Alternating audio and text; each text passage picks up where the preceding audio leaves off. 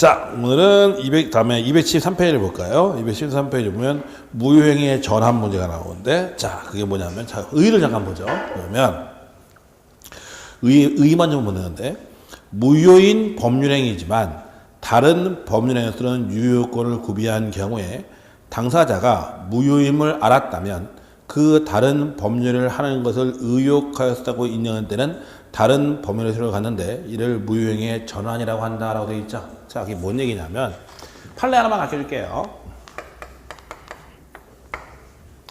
자, 이제 보자고요. 갑과 을 사이에 A라는 아이가, 갑과 을은 법적인 부부예요. 법적인 부부인데 갑과 을 사이에 A라는 아이가 나와요. 그럼 A라는 아이가 나오면 얘는 엄마는 확실해요, 안 확실해요? 확실하죠. 내 배에서 나왔는데 뭐 그만큼 확실한 거 있어. 그렇죠? 아빠는 그거 아니라고 했잖아, 내가. 99.99% 확실하다고 했잖아. 그렇죠? 그런데 이제 우리가 같은 경우에는 이제 옛날 법이니까, 법이 하도 옛날 만들어서 드라마를 너무 많이 봤어. 그렇죠? 옛날 만들어서 그 혼인 중에 출생자, 요즘에 이제 유전자 기술 발달해서 금방 하는데 옛날 게 아니었기 때문에 자식은 혼인 중에 출생자와 저번에 얘기했죠. 혼인 외에 출생자가 있다. 그래서 법적인 부부 사이에 난 아이는 친생자 추정을 받아요. 즉 얘는 아버지의 자식으로 추정이 돼버려요. 그러니까 법적인 부부 사이에 난 아이는 무조건 아빠 아들인 거예요. 아빠 아들인 거예요. 친생자 추정을 받기 때문에. 자, 근데 갑이 병하고 바람을 폈어요. 그래서 여기에 B라는 애가 나온다는 거죠. 바람 펴가지고. 그러면 얘는 법적인 부부예요, 아니에요? 아니죠? 그럼 B는 혼인 외 출생자예요. 혼인 외 출생자는 엄마는 확실하죠? 근데 얘는 법적인 부부가 아니기 때문에 애비 없는 자식이에요.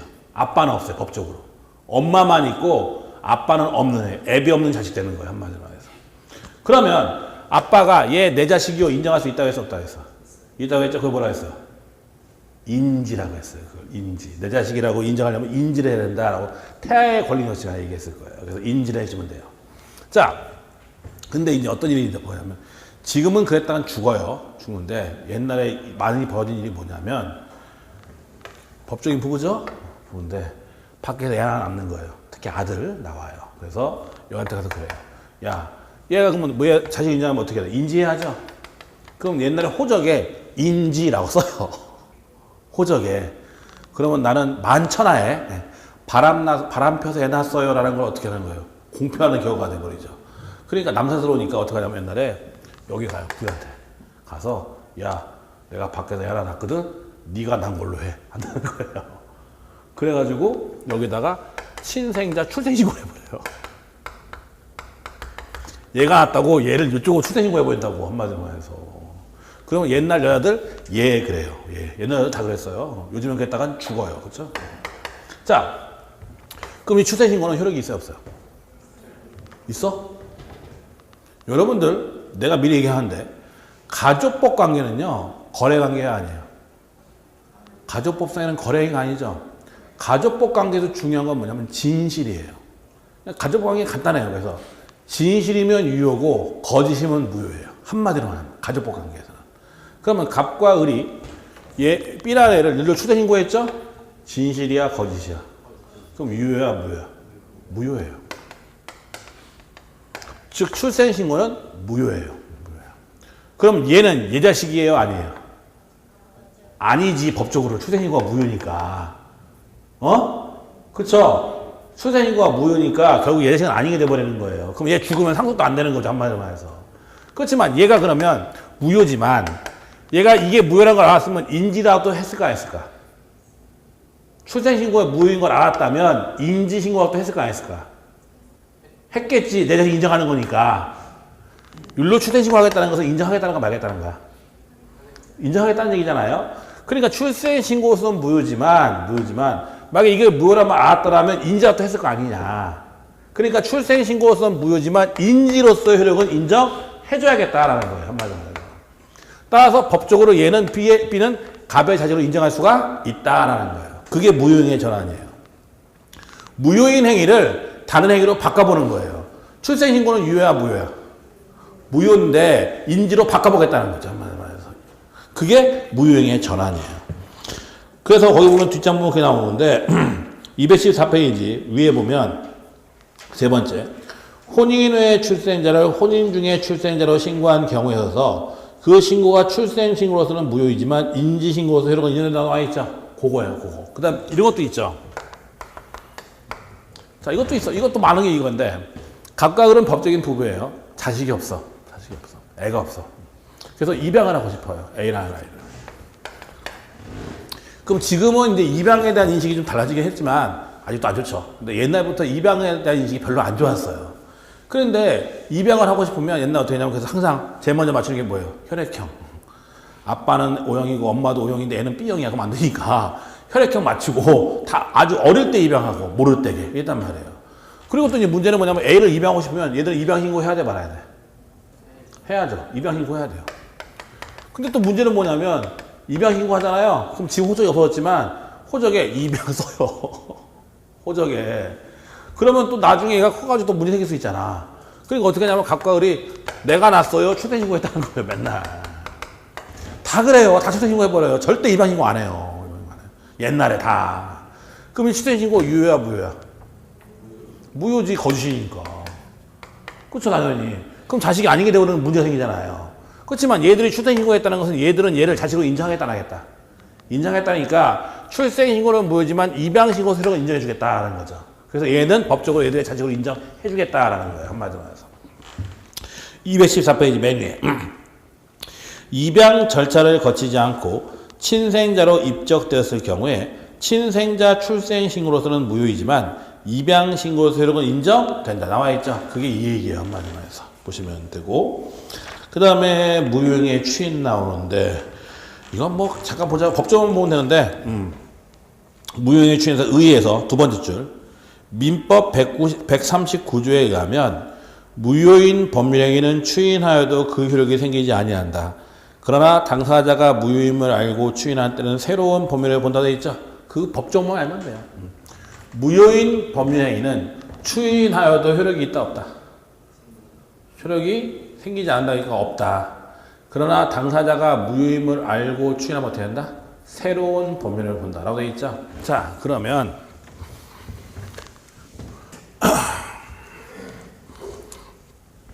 이것도 마찬가지인데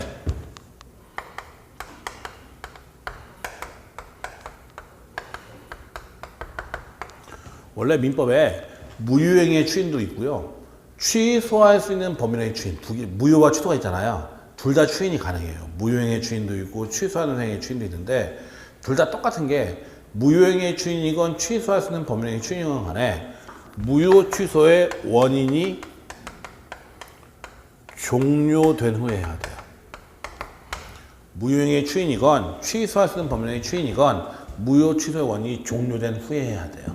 자, 추인이라는 것은 추후에 인정한다는 얘기잖아요. 자, 그럼 법조문 139조에 보면 무효인 법률행위는 추인하여도 효력이 생기지 않는 것이 원칙이라고 되어 있죠. 자, 생각을 해보자고요. 내가 부첩계약을 맺었어요. 첩계약 유효야 무효야? 103조 위반이죠. 절대적 무효죠. 나중에 첩계약 인정할래요? 돼요? 안 돼요? 안 되죠? 그럼 추인하면 유효한 거야? 그거 아니잖아. 그러니까 무효인 법률행위는 추인하여도 효력이 생기지 않는다. 자, 그게 원칙인데 이런 게 있다는 거죠. 예컨대 내가 술을 엄청 먹었어요. 엄청 먹고서 다음날 깼는데 전날 기억도 안 나요. 근데 보니까 웬 계약서 하나 있어. 보니까 내 차를 300에 팔았음이라고 써 있어요. 근데 나는 이 계약서 썼는지 안 썼는지 기억도 안 나요. 그럼 그 계약은 유효예요, 무효예요? 왜 유효야? 나 기억도 안 나. 술 많지 않은데 계약한 거야. 의사 능력 있어요, 없어요? 없죠. 의사 능력 없는 상태에서 한 거잖아. 그러니까 그 계약은 뭐예요? 무효죠. 무효죠. 당연히 무효예요. 근데 내가 지금 정신 깼죠. 깼으니까 무효 원인은 어떻게 됐어? 의식이 있어 없어 이제? 있죠. 무효 원인이 어떻게 됐어? 조회했죠? 근데 보니까 300? 잘 팔았네. 300이면 괜찮아. 잘 판 거야 내가 생각해도. 나 그 계약 인정할래 할 수 있어 없어요? 있어 없어? 무효행위의 추인이라는 거예요. 그러면 어떻게 돼요? 계약할 때부터 유효한 거야? 지금부터 유효한 거야? 지금부터. 거기 써 있잖아.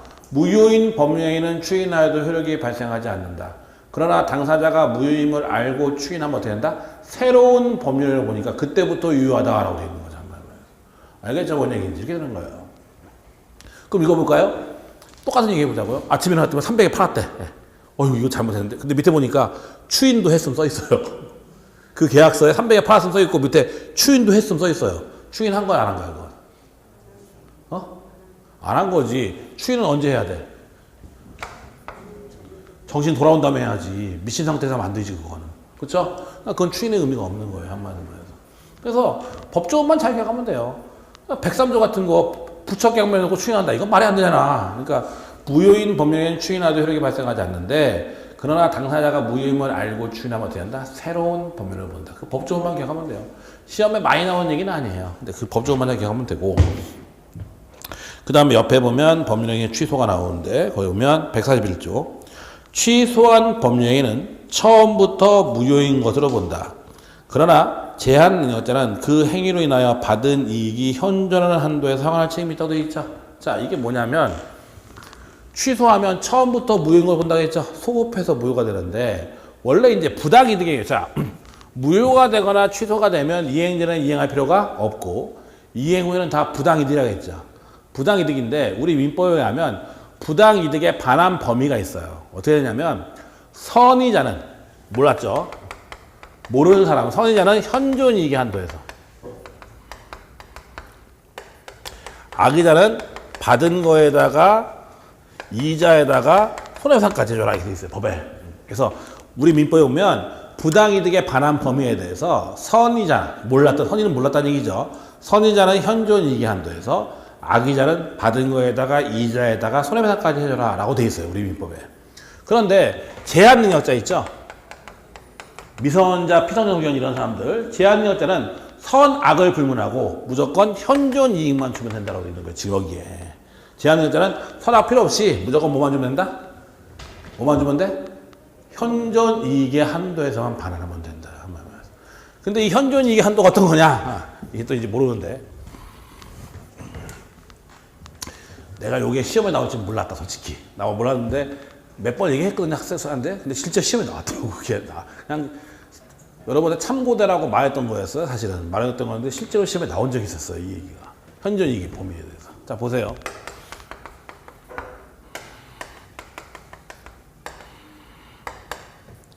갑소유의 노트북을 을한테 100만 원에 팔았어요. 그래서 얘는 100만 원 받고 얘는 노트북 받았어요. 이행 후죠. 그런데 알고 보니까 얘는 18세 미성년자예요. 미성년자야. 그럼 미성년자의 법률은 어떻게 할 수 있어요? 취소할 수 있죠? 그래서 갑이 계약을 취소했어요. 그럼 부당이득이죠? 돌려줘야 돼 말아야 돼? 부당이득이니까 돌려줘야 돼 말아야 돼? 돌려줘야죠. 을은 노트북 돌려줘야 되고 갑은 뭘 줘야 돼? 돈을 돌려줘야죠. 그럼 부당이득에 반한 범위는 선의자하고 악의자가 틀리죠. 선의자는 현존이익 한도에 주면 되고 악의자는 받은 거에다 이자에 손해까지 해줘야 되는데 제한이익자는 현존이익만 주면 된다고 했죠. 그럼 이 100만 원을 받았는데 현존이익이 어떤 거냐 했을 때 얘는 100만 원을 받았죠. 받아서 어떻게 했냐면 30만 원은 학원비 썼어요. 30만 원은 유흥비 썼어요. 40만 원은 주머니에 남았어요. 있어요. 그런 다음에 취소한 거예요. 이 계약을. 제한능력자가. 그러면 을은 노트북 돌려줘야죠 일단. 그럼 갑은 뭘 주면 현존이익만 주면 되죠. 갑은 을한테 줘야 될 돈은 얼마일까요?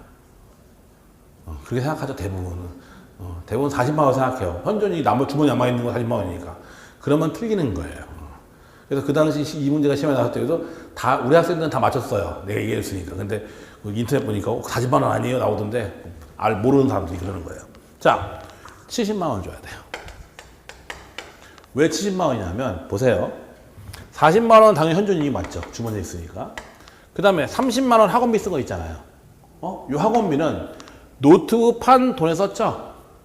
노트북 판 돈에 썼잖아. 썼지만 노트북 판 돈이 아니라 하더라도 자기 돈에서 써야 돼 말아야 돼.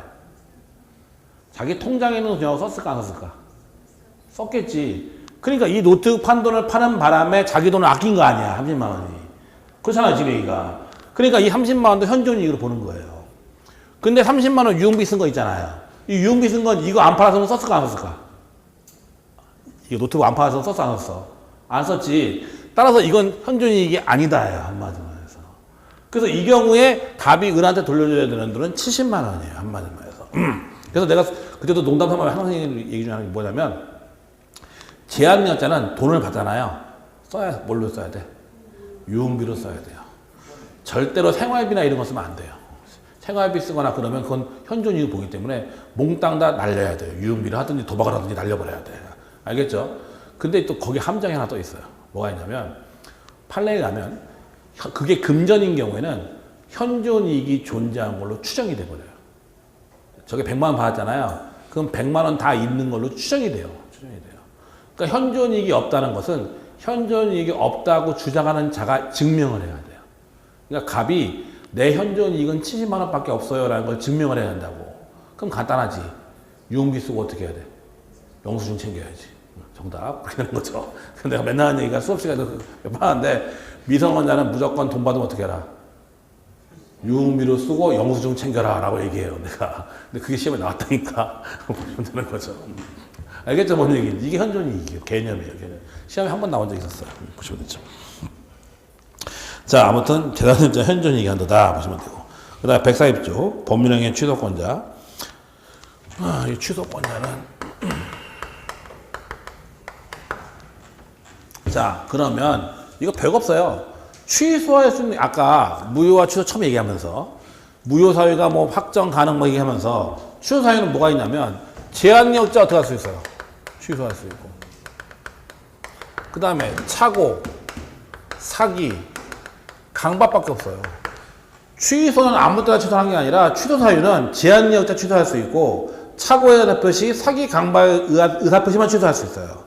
그러니까 결국 취소할 수 있는 사람은 제한력자, 착오로 인해서 의사표시한 자, 사기, 강박당한 자만이 취소할 수 있는 거예요. 그 다음에 얘들 말고 또 누가 있으면 대리인과 누가 할 수 있다? 승계인이 할 수 있다고 되어 있어요. 그래서 취소권자는 제한력자, 착오에서 의사표시한 자, 그 다음에 사기나 강박에서 의사표시한 자, 그 다음에 대리인, 승계인에 하나여 할 수 있다고 되어 있죠. 법에 140조에 써 있어요. 근데 여기서 대리인의 경우에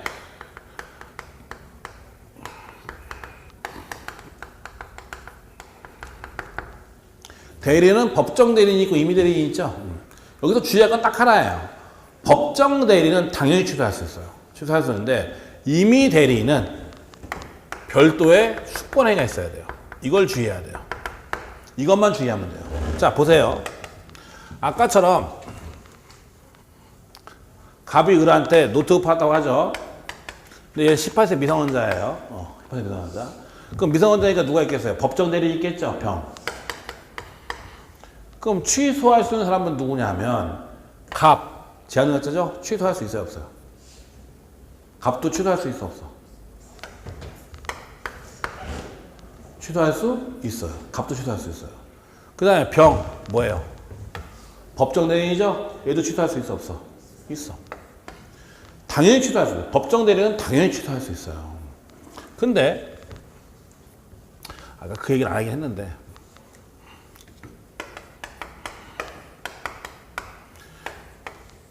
내 땅 좀 팔아줘 부탁했죠? 부탁했어요. 그랬더니 얘가 얘를 사기쳤어요. 사기쳐가지고 계약했어요. 그럼 사기한 계약이니까 어떻게 할 수 있어요? 취소할 수 있죠? 취소할 수 있어요. 그럼 이때 취소권자는 갑일까요? 을일까요? 원래 취소는 갑이 할 수 있을까? 을이 해야 될까? 갑이 을 보고 내 땅 좀 팔아줘 라고 얘기했죠. 그랬더니 상대방이 사기친 거예요. 저 계약이 알고 보니까. 그럼 사기한 편이 취소할 수 있는데 취소권은 갑이 가질까? 을이 가질까? 아니. 아까 뭐라고 했어요? 대리란 본인이 해야 되는 법률을 대리인이 해주고 그 법적 효과는 누구한테? 본인한테 계속하니까 모든 권한은 누구한테 있어요? 본인한테 있는 거예요. 얘가 취소권을 갖는 거지 얘가 취소권을 갖는 건 아니에요. 당연히. 얘가 취소하려면 있죠. 별도의 뭐가 있어야 한다? 수권행위. 야, 내가 저거 사기당했다며 취소할지 말지 네가 결정해 하고 별도로 대리권을 줘야만 취소할 수 있는 거예요. 그래서 법정 대리는 당연히 취소할 수 있는데 임의 대리인은 당연히 취소할 수 있는 것이 아니라 별도의 수권행위가 있어야 된다라는 거예요. 한마디만 저 얘기예요. 보시면 되고. 승계는 먹었고 142조 취소의 상대방 취소할 수 있는 법률행위의 상대방이 확정된 경우에는 그 취소는 상대방에 대한 의사표시라고 되어 있죠. 자, 그럼 보세요. 이제 어떻게 돌아가냐면, 읽어보자고요.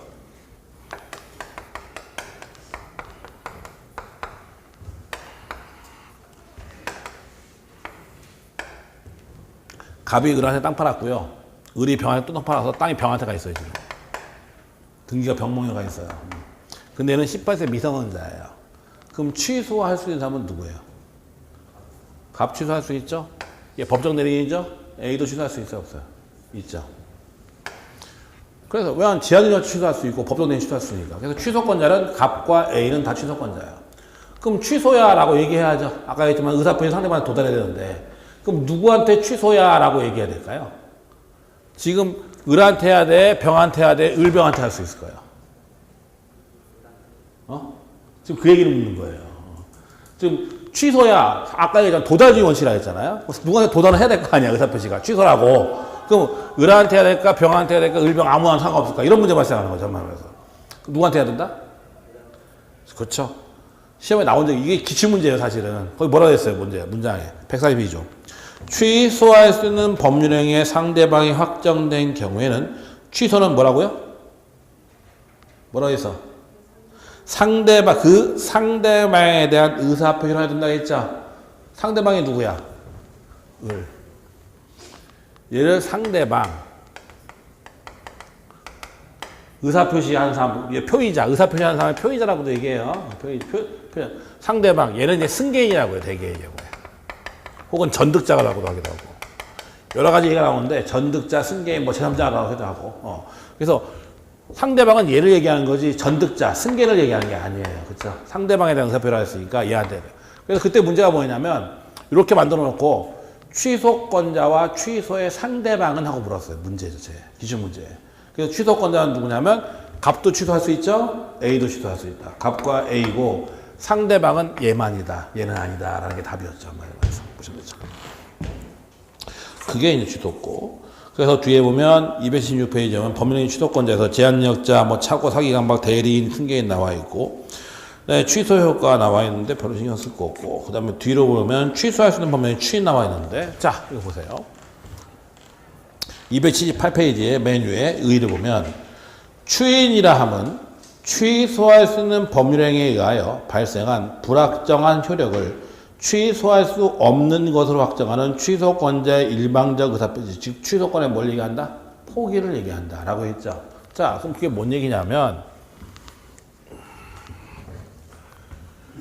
자, 취소라는 개념 자체가 일단 효력이 있는 거예요, 없는 거예요? 있죠. 있다가 취소하면 처음으로 돌아가서 효력이 보인다. 무효하고 똑같다는 거잖아요. 무효와 똑같이 효력이 없게 되는 거잖아요. 이게 취소의 개념이잖아요. 그러면 취소할 수 있는 법률행위 추인이라는 것은 자, 그러면 일단 유효하게 한 법률행위를 나 인정할래 라고 하는 거니까 계속 유효하게 하는 거 아니야. 그렇죠? 계속 유효해. 그러니까 결국 취소권을 행사하지 않겠다라는 얘기다. 그러니까 취소할 수 있는 법률행위의 추인은 결국 취소권의 포기다라는 얘기가 나와 있는 거예요. 그래서 아까 무효인 법률행위 추인하여도 효력이 발생하지 않죠. 근데 추인하면 그때부터 새로운 법률행위를 보죠. 그러니까 일단 무효였다가 추인하면 그때부터 얘는 유효한 게 돼요. 근데 얘는 원래부터 유효했고 추인하면 계속 유효가 돼버리는 거죠. 그러니까 추인은 취소권의 포기다라는 얘기가 되는 거예요. 그래서 얘기했지만 제한 능력자라 하더라도 반드시 불리한 법률 하나밖에 없다고 했죠. 그래서 갑이 집 땅을 을한테 18세 미성년자인데 땅을 팔았는데 이거 5천만 원짜리 땅을 2억에 팔 수도 있잖아. 그럼 유리해, 불리해? 유리해. 그럼 취소 안 하면 돼. 그렇죠? 불리하면 취소하면 되고, 저 4억짜리 땅을 2억에 팔았으면 취소하면 되고, 비싸게 팔면 취소 안 하면 될 거 아니야. 그러니까 나 취소하지 않겠다라는 것을 뭐라면 추인이라고 하는 거예요. 추인. 근데 문제는 추인은 누가 할 수 있냐면, 아까 추인은 언제라고 했어요? 취소의 원이 어떻게 된다며? 종료된 후에 하라고 했죠. 그러니까 제한력자, 미성원자는 추인할 수 없어요. 미성원자는 추인할 수 없어요. 쟤는 19세가 돼야만 추인할 수가 있죠. 근데 법정 대리는 그런 거 상관없죠. 상관없이 무조건 추인할 수가 있다라는 얘기예요. 자, 일단 보자고요. 의의 다시 보면 추인이라 함은 취소할 수 있는 법률행위에 의하여 발생한 불확정한 효력을 취소할 수 없는 것으로 확정하는 취소권자의 일방적 의사표시, 즉 취소권의 포기다. 나와있죠. 추인권자, 추인은 취소권자와 동일한데 동그라미 2번. 추인은 취소의 원인이 어떻게 한 다음에? 종료한 후에 해야 된다. 취소의 원인이 종료한 후에 해야 된다라는 거죠. 그러니까 예컨대 이렇게 되는 거죠. 보세요. 사기쳤어요. 사기쳤어요. 그럼 사기에서 막 매매 계약했으면 당연히 갑은 이 계약 어떻게 할 수 있어요? 취소할 수 있죠. 근데 추인할 수도 있어요, 없어요? 있는데 추인을 하려면 얘가 사기당한 걸 안 다음에 아니면 생각을 해보세요. 협박했다고 생각해요. 강박. 얘가 강박하죠? 강박하면서 야 너 추인도 같이 해 한다는 거죠. 그럼 그 추인이 의미가 있어요, 없어요? 없지. 그러니까 강박 상태에서 벗어난 후, 그러니까 제한력자의 경우에는 제한력자의 능력자가 되거나 사기당한 건 사기당한 걸 안 후에, 강박당한 사람은 강박에서 벗어난 후에 그때 어떻게 할 수 있다? 추인할 수 있다. 추인은 취소의 원인이 종료된 후에 해야 되니까. 알겠죠? 뭔 얘기인지. 그러니까 아까처럼 보면은 뭐 갑을 병 이렇게 되어 있고 뭐 A라 이거죠. 아까처럼 18세 미성년자라는 거예요. 그럼 취소권자는 갑과 A지만 추인권자는 누구예요? A만 돼요. 갑은 아직 18세 미성년자이기 때문에 얘는 19세가 돼야만 추인권자가 되는 거죠. 알겠죠? 뭔 얘기인지. 이렇게 되는 거죠. 그래서 그걸 보시면 되고, 그 다음에 시험에 제일 많이 나오는 게 사실은 145조에 있는 법정 추인이에요. 278페이지 밑에 있는 그 법정 추인 있죠? 그게 시험에 엄청 잘 나와요. 잘 나오는데 사실은 별게 없어요, 여기도. 자, 법정 추인 145조. 취소할 수 있는 법률행위에 관하여 전조의 규정에 의해서 추인할 수 있는 후에 다음 각호의 사유가 있으면 추인한 것으로 본다. 그러나 이 일을 보려는 데는 그렇지 않은데 1호의 전부나 일부의 이행, 2호의 이행의 정고, 3호의 경계 쭉 나와 있죠. 이게 옛날 모르겠다. 자, 그러면 거기서는요 다 필요 없어요. 다 필요 없고 2호하고 5호만 보면 돼요.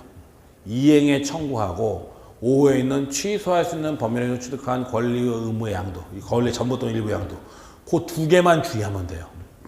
자, 1호부터 6호까지 다 있는데 어떤 거든지 1호든 6호든 간에 취소권자가 하든 상대방이 하든 다 법정 추인이에요. 근데 2호하고 5호만 안 그래요. 자, 보세요. 어떻게 돌아가나?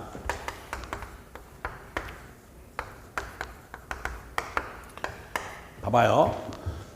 을이 갑을 사기쳤어요. 그래서 매매 계약을 했어요. 그럼 당연히 갑은 계약 어떻게 할 수 있어요? 취소할 수 있죠. 근데 얘가 사기당한 걸 이제 알았어요. 알았으면 어떻게 할 수도 있어요? 추인할 수도 있죠. 그렇죠? 추인할 수 있는 상태에서 얘가 얘한테 서류를 줘요. 얘가 취소권자죠? 얘가 취소권자인데 서류를 줘. 계약을 이행하죠? 서류 주는 거야. 계약 인정하겠다는 거 말겠다는 거야. 갑이 사기당한 거 알면서 서류를 준다고요. 그럼 계약을 이행하는 거잖아. 그럼 계약 인정하겠다는 거야, 말겠다는 거야? 인정하겠다는 얘기잖아. 서류를 준다는 것은. 그 법정 추인이다. 추인의 의사표시를 하지 않냐고 이런 일정한 행동이 있으면 이것도 추인으로 볼 수 있다는 거예요. 한마디로 해서. 야, 나 그 추인할게 할 수 있어요, 없어요? 그렇죠? 그럼 추인된 거야. 근데 추인할게 얘기 없이 서류 준다는 거죠. 서류 준다는 건 계약을 이행한 거 아니야. 그럼 계약을 인정한다는 거 만다는 거야. 인정한다는 거지 법정 추인이라고. 그래서 그게. 아니면 을이 갑한테 돈 줘요. 뭐 중도금 줘. 갑한테. 근데 갑이 중도금을 받네? 계약 인정한 거야, 만 거야? 인정한 거지. 그러니까 1호에 보면 계약의 전부 또는 일부의 이행이라고 돼 있죠. 이행. 그러니까 일부 이행은 중도금 받는 거 이런 건 일부 이행이죠. 하면서. 그러면 법정 추인하는 거예요. 근데 2호를 주의해야 되는 게, 자, 보세요. 2호 어떻게 하나? 자, 얘가 사기당한 거 알았어요. 알면서 얘 보고 돈 내놔 하는 거예요. 돈 내놔. 돈 달라고. 계약 돈 달라고 할 거 아니야. 중도금 달라. 잔금 달라고 할 거 아니에요. 갑이 을한테. 사기당한 거 안 후에 을 보고 돈 달라고 하는 것은 이행이야, 이행의 청구야? 이행의 청구죠? 그럼 갑이 을 보고 돈 달라고 하는 것은 계약을 인정하겠다는 거 말겠다는 거야? 인정하겠다는 얘기죠. 근데 거꾸로 을이 갑한테 서류 내놔 한다는 거예요. 을이 갑한테 뭐 한다고? 서류 내놔야 한다는 거예요. 그럼 갑이 계약을 인정한 거예요? 아니지. 그러니까 이후에 이행의 청구 있죠. 그건 취소권자가 했을 때는 법정 추인이지만 상대방이 하면 아니에요. 그래서 시험에 제일 많이 나오는 게 바로 그거예요. 다음 중 법정 추인이 아닌 것은 해놓고서 상대방의 이행 청구. 상대방의 이행 청구는 법정 추인이 아니에요. 한마디로 말해서. 알겠죠? 뭔 얘기인지? 생각해보면 곰곰이 생각해보면 알아요. 이거 사실은. 그 다음에 5호를 보세요. 취소할 수 있는 행위로 취득한 권리의 일부나 전부 양도라 되어 있죠. 자, 보세요. 이제 어떻게 들어가나? 그거는. 봐봐요. 을이 갑을 사기쳤어요. 사기쳐서 얘가 땅 샀어. 나 사기당해서 땅 샀어요. 너무 비싸게. 사기당해가지고. 그쵸? 사기당한 걸 알았어요. 그럼 취소할 수도 있고 어떻게 할 수도 있어요? 추인할 수도 있죠. 근데 사기당한 걸 알면서 이걸 병한테 파네?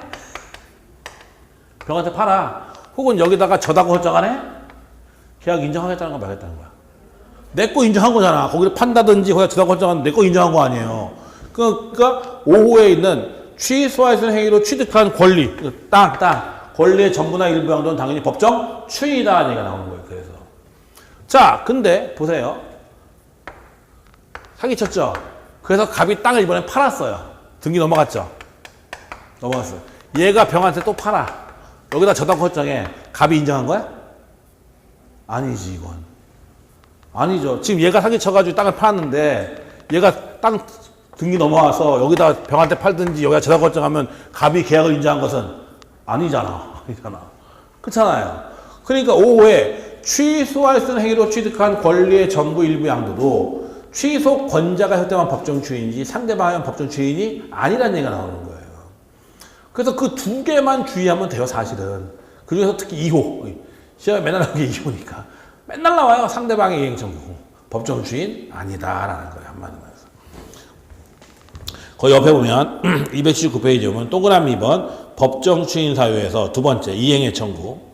취소권자가 채권자로서 상대방에게 이행을 청구한 경우만 의미하고 상대방으로부터 이행의 청구를 받은 경우는 포함시키지 않는다. 나와 있죠. 법정 추인.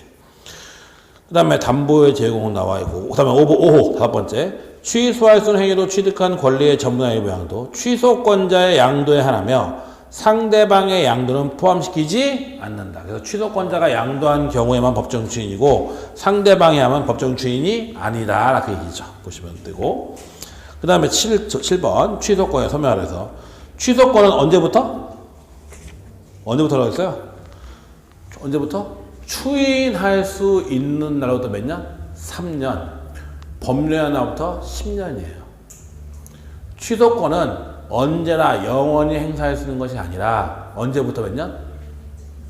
추인할 수 있는 날부터 3년이고 법률행위한 날부터 몇 년? 10년 내에만 행사할 수 있고 둘 중에 하나 지나면 끝이에요. 그러니까 미성년자가 계약을 했죠. 18세에 계약을 했어요. 17세였다고 하자. 17세. 미성년자가 17세에 매매, 땅 매매 계약했어요. 그럼 쟤는 언제까지 취소권 행사할 수 있을까요? 몇 살까지?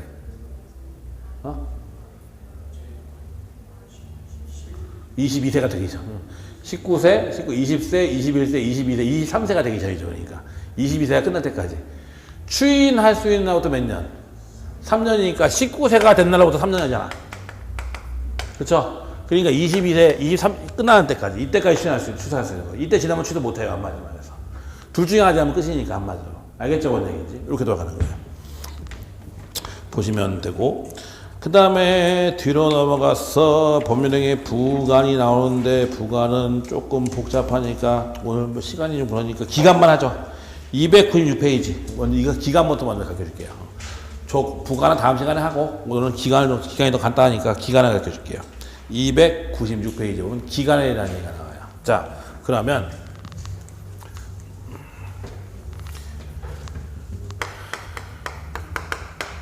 기간이 뭐냐면 시간의 흐름을 얘기하는 거예요. 시간. 여러분들 친구한테 돈 빌려주죠. 한 달 내에 갚아라 라고 얘기하든지 일주일 내에 갚아라, 5일 내에 갚아라 라고 얘기할 거예요. 그러면 5일 내에 갚아라 그럼 언제까지 갚아야 되느냐? 계산해야 돼요, 말아야 돼요? 계산해야지. 5일내 갚으라면 언제까지 갚아야 되는지 계산해봐야 될 거 아니야. 그때까지 안 갚으면 채무불이행이니까 한마디로 해서. 그래서 우리가 기간을 계산할 때 이거 법에도 써 있잖아. 30일 뭐 한 달 후에 효력이 발생하고 뭐 어쩌고 나오잖아요. 한마디로 해서. 그럼 그걸 계산해야 되는데 그 계산을 어떻게 하냐 이거예요. 한마디로 해서. 그 계산 방법은 민법 총칙에 규정이 되어 있어요. 이 민법 총칙에 있는 기간 계산에 관한 규정은 우리 법 전체에 적용돼요. 공법 관계도 그렇고 사법 관계도 그렇고 다 적용돼요, 여러분들. 그 여러분들이 뭐 입주자 대표회의에서 뭐 7일 내에 통지하고 뭐 이런 거 있잖아요. 뭐 30일 내에 뭐 어떻게 하고 이런 거 나오잖아. 그럼 계산해야 될 거 아니야. 다 이것이에요, 여기 민법에 있는 거. 근데 우리 민법에 기간 계산 방법이 있는데 이 기간 계산 방법은 임의 규정이에요. 강의 규정이 아니라. 그러니까 당사자의 약정에 의해서 다르게 계산할 수도 있어요. 한마디로 해서. 근데 일단 우리 민법에 있는 규정은 기간 계산 방법은 크게 두 가지가 있어요. 뭐가 있냐면 자연적 계산 방법이 있고요. 역법적 계산 방법이 있어요. 기간을 계산하는 방법은 두 가지가 있어서 자연적 계산 방법과 역법적 계산 방법이 있어요.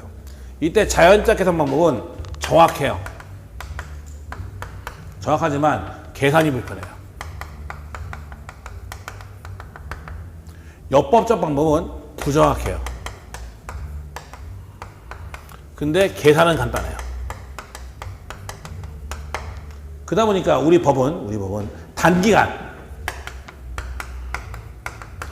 시, 분, 초 단기간에 걸치는 경우에는 자연적 계산 방법을 쓰고 일, 주, 장기간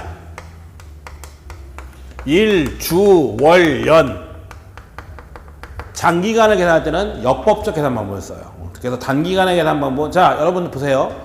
한 달이라고 하면 어떻게 돼요? 한 달 며칠이야? 31일일 수도 있고 31일일 수도 있잖아. 2월 달이면 28일일 수도 있고. 그러니까 한 달이라는 개념은 31일이 될 수도 있고 30일이 될 수도 있고 28일이 될 수도 있어요. 그럼 어떻게 계산해야 돼? 이런 문제가 발생하는 거죠. 그러니까 그런 건 역법 계산을 쓰는데 일단. 근데 3시간 후에 5시간 후에 하면은 그거 정확하게 계산할 수 있죠. 5시에 빌려주고 5시간 후면 10시니까 한마디로 해서. 그래서 단기간에 걸치는 게 자연적 계산이고 장기간 역법적인데 이 역법적 계산 방법만 알면 돼요. 다 이거만 물어보는 거야. 자, 역법적 계산 일주월령 계산할 때 어떻게 하냐? 대원칙 초일불산입니다.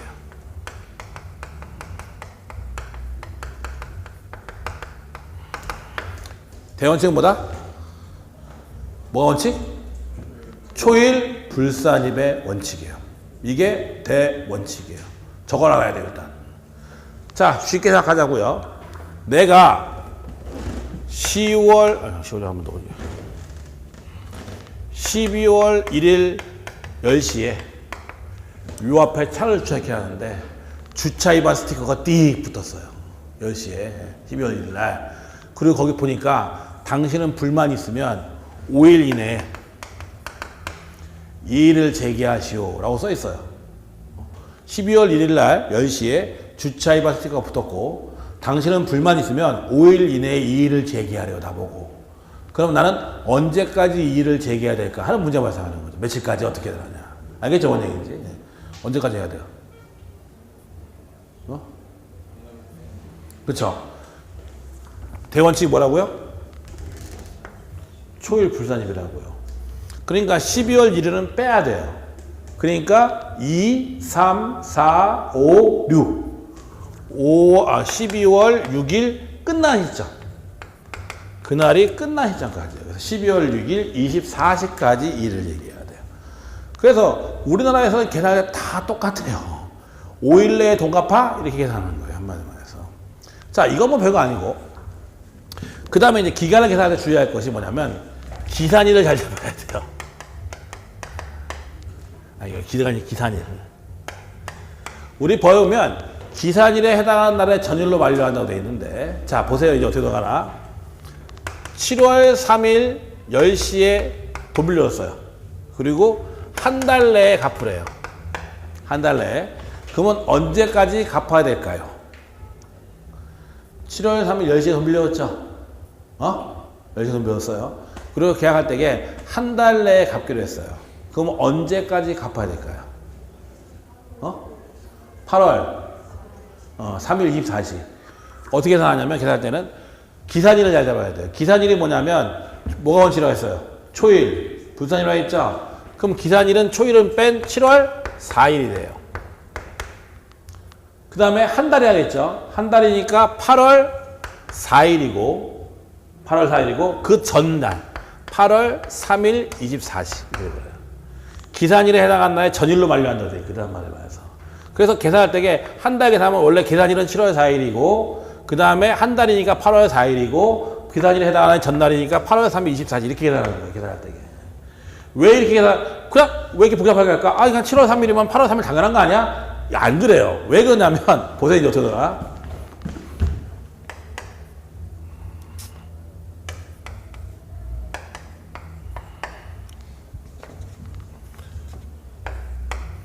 (2월 28일) 10시에 돈 빌려줬어요. 한 달 내에 갚으래요. 언제까지 갚아야 돼요? 2월 28일 10시에 돈 빌려줬어요. 한 달 내에 갚으래요. 언제까지 갚아야 돼요? 3월.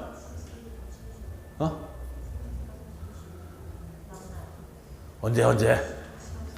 3월 며칠? 28일? 24시? 아니요. 보세요. 그냥 이렇게 아까처럼 보면 7월 3일이니까 8월 3일 24시 이거 나오잖아. 그냥 이렇게. 이거 쉽잖아. 이렇게 나오잖아. 그러니까 2월 28일이니까 3월 28일 그러면 가는 거예요. 왜 가냐면 2월 28일 10시 빌려줬죠. 기산일이 언제야? 3월 1일이야. 2월달에 28일밖에 없잖아. 윤달이 아닌 이상. 3월 1일이죠. 3월 1일이 한 달이면 언제예요? 4월 1일. 전날이니까 3월 31일이에요. 이거. 3월 31일 24시 갚으면 되는 거예요. 이거는. 알겠어요? 뭔 얘기인지 지금 이거? 이거 알겠어요? 그러니까 이걸 그냥 단순하게 생각하면 안 된다고. 무조건 기산일부터 잡아야 된다고요. 안 그러면 이거 틀기 딱 좋아요. 이거. 딱 좋아요. 봐봐요. 6월 30일 10시에 돈 빌려줘요. 한 달 내에 갚으래요. 언제까지 갚아야 돼? 응? 7월? 똑똑하네. 7월 31일이에요. 왜냐면 기산일이 7월 1일이거든. 그쵸? 그럼 한 달이니까 8월 1일이거든. 전날이면 7월 31일이거든, 이건. 30일이 아니라. 알겠죠? 뭔 얘기인지. 그럼 이걸 볼까요? 1월 30일 10시에 돈 빌려줬어요. 그쵸? 한 달 내에 갚으래요. 언제까지 갚아야 돼? 1월 30일 10시에 돈 빌려주고 한 달 내에 갚으래요. 언제까지 갚아야 돼? 기산일이 언제예요? 1월 31일. 그쵸? 그럼 한 달 후면 2월 31일이잖아.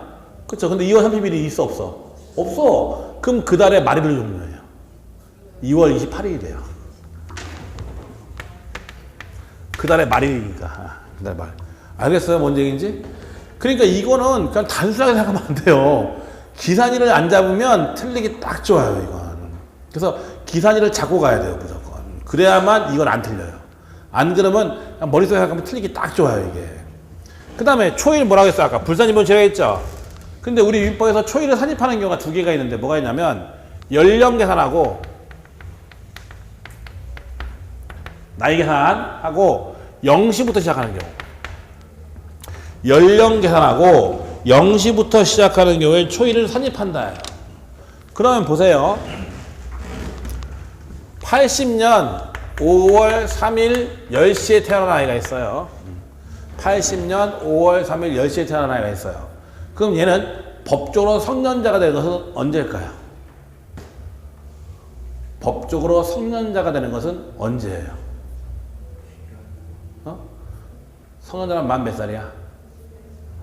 만 19세죠? 만 19세잖아. 몇 살이야, 그러니까? 언제야? 80년이니까 99년. 언제?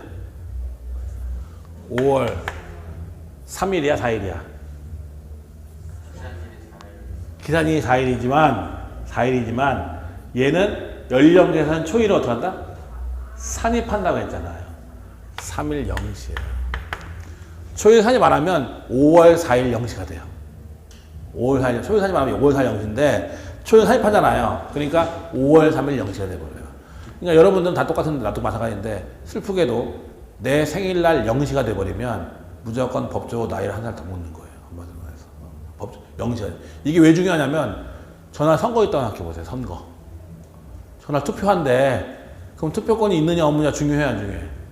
중요하죠. 5월 4일이냐 3일이냐 틀리거든 이거 한마디로 해서. 알겠죠 원장님? 그래서 연령계사에선 초일을 산입해줘요. 연령계사. 그러니까 내 생일날 0시가 되면 무조건 법적으로 한 살 더 먹는 거예요. 한마디로 해서. 그 다음에 0시부터 시작하는 경우에 그렇다고 했죠. 이건 또 뭐냐면 이런 거예요. 나한테 4월 28일 날, 아니요. 5월 28일 날 편지가 한 통 왔어요.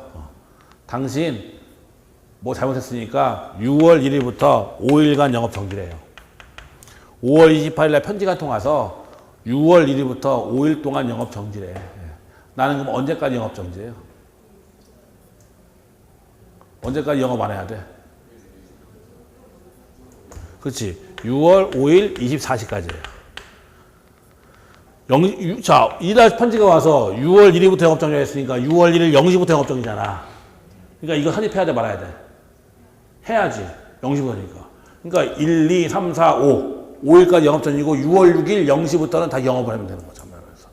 근데 만약에 6월 1일 날 편지가 날라와서 지금부터 5일 동안 영업정지다, 10시에. 지금부터 10시 동안, 10시에 편지 날라와서 5일 영업정지 나왔죠? 그럼 이날은 영업정지가 아니에요. 6월 2일부터야, 이건. 초일 불사집이니까. 그러니까 2, 3, 4, 5, 6, 7, 6일까지. 6월 6일 24시까지 영업하지 말고 6월 7일부터 영업하면 돼요. 이 경우에는. 이렇게 되는 거죠. 이게 기간 계산하는 방법이에요. 한마디로 말해서. 알겠죠? 그 다음에 여러분 다 아는 건데 기간의 말일이 토요일이나 일요일, 공휴일인 경우가 있어요. 그런데 기간, 한 달 내에 갚아가 했는데 한 달이 6월 6일이야. 한 달이. 6월 6일이에요. 6월 6일이면 현충일이잖아. 그러면 6월 6일 날까지 갚아야 되는 거잖아, 원래는. 그쵸? 근데 기간의 말일이 공휴일이면 그 이 길로 연장이 돼요. 여러분, 카드값 낼 때 마찬가지잖아. 카드값 낼 때게 그날이 공휴일이면 나가, 안 나가? 안 나가고 다음날 나가고 연차 아니잖아요. 이번 같은 경우에 마찬가지였죠. 1일 날 가서 카드값 내는 날이었거든요. 10월 1일 날? 10월 날 나가, 안 나가? 안 나가. 언제 나갔어? 11일 날 나갔어. 11일 날. 2일 날도 임시공휴일이었거든. 그러니까 이때 공휴일은 임시공휴일도 포함되는 거예요. 한마디로 말해서. 대통령 선거일, 뭐 지방선거 다 임시공휴일이죠. 그날도 포함이 돼요. 그래서 그가 기간의 말일이 공휴일이면 그 이 길 연장이 되고 이번 같은 경우에 1일날 카드값이었지만 10일날 카드값이 나간 거예요. 그래서 한마디로 말해서. 알겠죠? 뭔 얘기인지. 알겠죠? 그게 기간 계산하는 방법이에요. 나중에 몇 번 더 얘기할 거예요. 그 정도가 보면 되죠. 그래서 오늘은 일단 여기까지만 보도록 하죠. 보고 다음 시간에는 부간을 보면 되는 거죠. 기간 봤으니까 부간을 볼 거고. 여러분들이 아직까지는 크게 신경 쓰지 말고 기본적인 개념 좀 알고 있으면 돼요. 유권대리가 무권대리가 뭐고 그 다음에 초일 불사리 원칙 이것만 알아도 훌륭한 거예요. 사실은 나중에 되면 다 또 자세히 알게 되니까 크게 신경 쓸 필요 없어요. 중요한 건 회계를 잡아야 돼요. 회계는 부지런히 좀 해야 될 거예요. 그래서 오늘도 여기까지 하고 다음 시간에 이어서 보도록 하죠. 예, 다음 시간에 뵙겠습니다. 예.